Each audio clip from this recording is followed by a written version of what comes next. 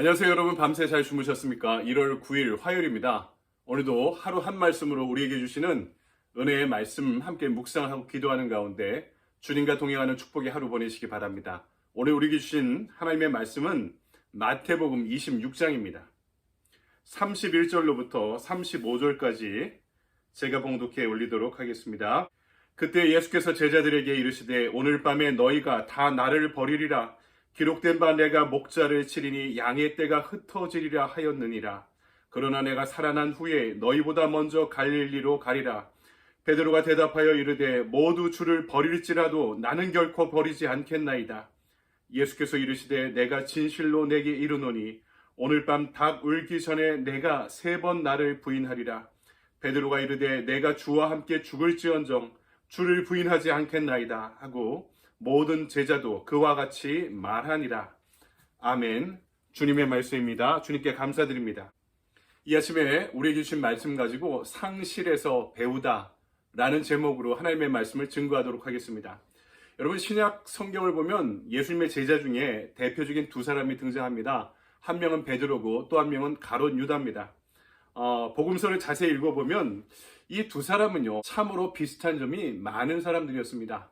먼저 이들은 성격이 비슷했습니다. 둘 다 불같은 사람이었죠. 베드로는 다혈질이고 나서기 좋아하고 인정받기 좋아하는 사람이었습니다. 유다도 역시 의협심이 강하고 열정적인 사람이었습니다. 나서기 좋아하고 인정받기 좋아했던 것도 똑같습니다. 두 사람의 정치적 신념도 매우 비슷했습니다. 이스라엘의 독립과 해방을 위해 투쟁하는 열혈당원들이었습니다. 이 열혈당원들은요 지금으로 따지면 테러리스트와 비슷합니다. 베드로도 그렇고 유다도 그렇고 이들은요 제자가 되고 나서도 품에 칼을 품고 다니는 사람들이었습니다. 감옥에 가도 자신의 신념이 꺾이지 않을 거친 남자들이었습니다. 그런데 이 두 사람이 진짜 비슷한 점은 둘 다 예수를 배반했던 경험을 지니고 있다는 점이죠. 베드로는 제사장의 마당에서 공개적으로 예수님을 부인하고 저주하기도 했고 또 유다는 은밀하게 자신의 스승이었던 예수님을 팔아넘기기도 했습니다. 하지만 그 실패의 자리에서 한 사람은 다시 일어나고 또 한 사람은 그 상실감을 이겨내지 못한 채 자신의 인생을 마감하게 되죠. 이런 사례는 우리 주위에서뿐만 아니라 저와 여러분, 우리 자신에게서도 언제든지 일어날 수 있습니다. 우리는 인생을 살아가면서 언제나 실패할 준비를 하고 살아가는 것 같습니다. 그런데 문제는 세상이 이것은 실패야라고 이야기하는 어떤 기준을 너무나 무비판적으로 수용할 때가 있다는 것입니다. 스스로의 정체성을 그래서 나는 실패했어, 실패자야 라는 이 자신에 대한 정체성 가운데 상실감을 갖고 아무런 변화도 시도하지 않습니다. 손 놓고 넋 놓고 그렇게 살아갈 때가 있다는 거죠. 좋은 대학에 들어가고 싶었는데 진학에 실패했습니다.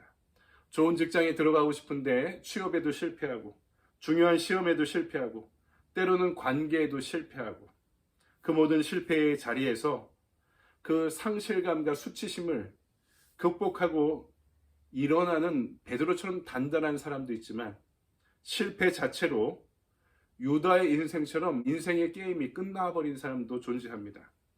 도대체 이 두 사람의 차이점은 무엇이었을까요? 우리도 예수님을 배반하고 닭 울음소리를 듣고 자신이 무엇을 했는지 자각하면서 수치심에 빠져있던 베드로처럼 실패의 상실감 가운데 놓여있을 때가 있습니다.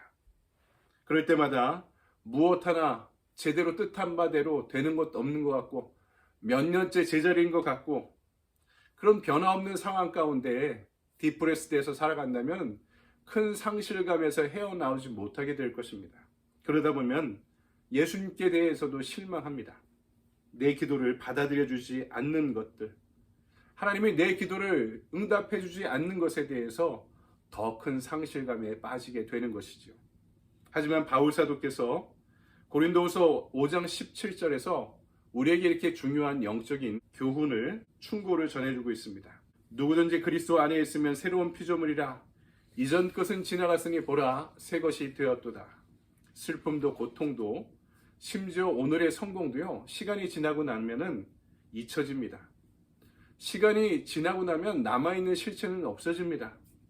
하지만 우리는 날마다 그 실패의 상실감에서 헤어나오지 못하고 살아가는 이유가 무엇입니까? 이유가 있죠. 이전 것은 지나고 보라 새 것이 되었도다 말씀했는데 이전 것이 지나가지 않습니다. 이전 것이 지나가고 새로워져야 되는데 지나가야 할 것을 지나가지 못하도록 붙잡고 살아가기 때문입니다. 목표하는 대학에 지나가지 못한 점, 원하는 회사에 들어가지 못했던 그런 경험들, 내가 원하는 배우자와 만나지 못했다는 그런 상실감, 이 지나간 과거에 매여서 과거에 내가 그토록 원하던 것이 내가 살아가는 존재의 이유인 양 붙잡고 사는 태도가 우리를 더욱더 큰 상실감에 빠지게 만드는 것입니다.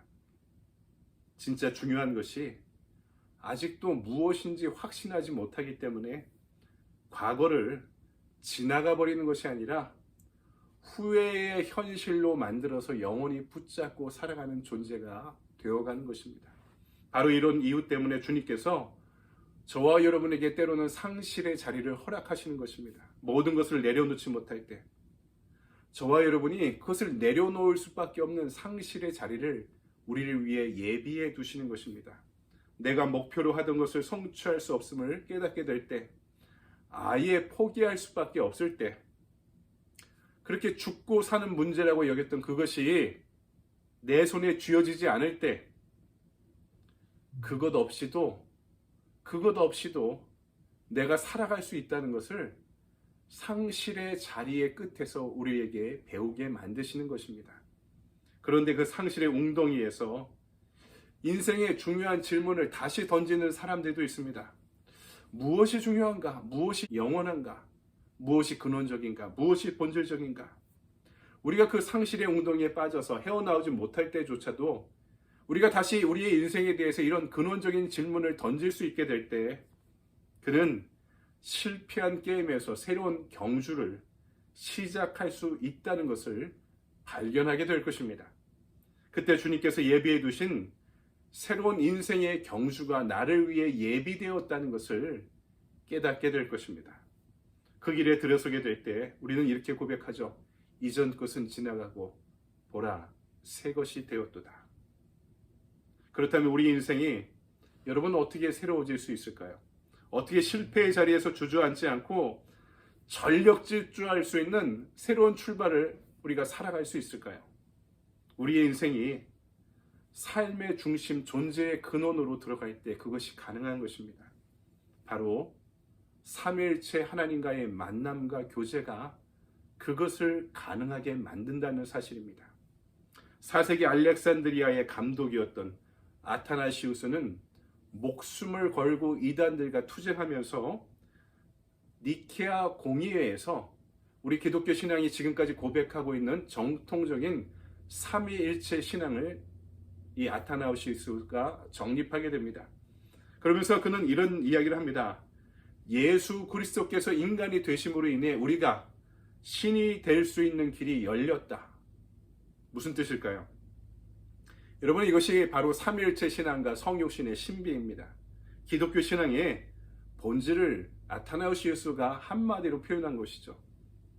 신성을 지니신 하나님께서 하나님의 아들 예수 그리스도께서 스스로의 신성을 비우시고 인간이 되심으로 인해서 우리가 그분을 만날 때 그분으로 인해 구원받을 때 그분의 성품, 하나님의 성품에 참여할 수 있는 길이 이제 열리기 시작했다는 것입니다.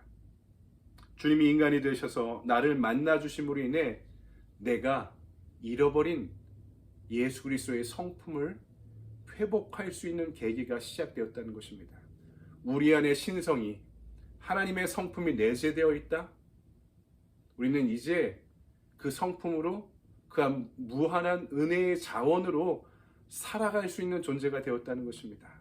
그래서 그 상실의 자리에서 다시 일어날 수 있는 길이 우리에게 열리기 시작했다는 뜻입니다.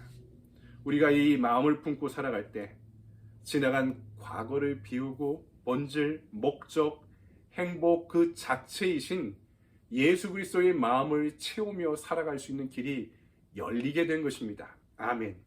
그래서 주님께서 요한복음 14장에서 말씀하십니다. 너희는 마음에 근심하지 말라. 하나님을 믿으니 또 나를 믿으라. 이렇게 강조하시면서 분명하게 말씀하십니다. 내가 길이요 진리요 생명이니 나로 말미암지 않고는 아버지께로 올 자가 없느니라. 아멘. 사랑하는 여러분, 말씀을 정리합니다. 그 상실의 웅덩이에 함몰되어 아무것도 못할 때 베드로가 그제서야 이렇게 고백합니다. 하나님이 이제는 저 할 수 없습니다. 포기합니다. 그제서야 주님께서 응답하십니다. 그래, 나는 이 순간만을 기다려왔다. 이제 내가 개입해 내 힘과 능력을 주마. 그리스도와 함께 죽어 우리의 과거의 상처를 비워가고 부활하신 주님으로 인해 날마다 새로운 피조물로 일어날 수 있게 될 때 우리 인생의 새로운 역사가 가능하게 되는 줄 믿습니다. 세상이 실패라고 규정한 자리를 다시 주님을 향해 일어날 수 있는 은혜의 자리로 만드는 시간이 다가올 것입니다. 그래서 죄와 상실의 자리는 우리 인생의 실패의 종착역이 아닙니다. 그것은 때로 은혜로 가는 환승역이 될 수 있을 것입니다. 그 상실의 자리에서 일어나 오직 은혜로 새 힘을 얻을 수 있는 믿음의 종들이 되시기를 주님의 이름으로 간절히 축원드립니다. 아멘. 적용의 질문입니다. 어떤 상황에서도 내 믿음이 흔들리지 않으리라는 확신이 있습니까? 넘어지더라도 내 연약함을 인정하고 주님을 더욱 의지하기 위해 무엇을 해야 하겠습니까? 이 적용의 질문을 잘 묵상하고 여러분 해답을 찾아보시기 바랍니다. 오늘은 액션 플랜을 따로 드리지 않습니다. 나도 언젠가 또 실패할 것입니다. 또 넘어질 것이고 또 죄질 것입니다. 그래도 그 넘어짐 속에 상실에서 배울 것이 있습니다. 나의 유한함을 알고 하나님의 무한한 은총을 의지하면서 그 은혜와 사랑을 그 가운데 발견하고 오뚜기처럼 넘어질 때마다 그 상실에서 다시 일어날 수 있는 저와 여러분이 되길 바랍니다. 여러분, 오늘도 좋은 하루 보내십시오. 감사합니다.